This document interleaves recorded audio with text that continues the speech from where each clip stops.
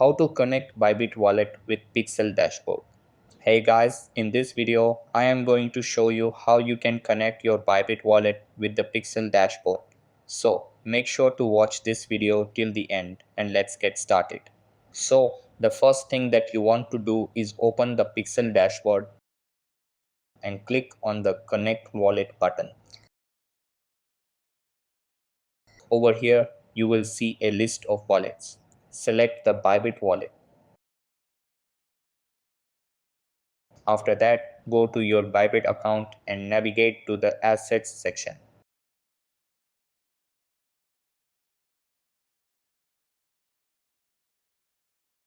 Then click on Deposits, choose Deposit Crypto,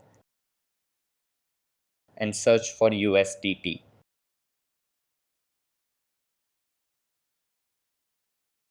Next, select the ERC20 option to generate your wallet address. Once you have the wallet address, copy it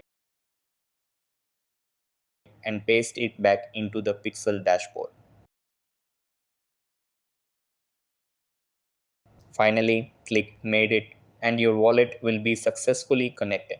So that's how you can connect your Bybit wallet with the Pixel dashboard. That's all for this video.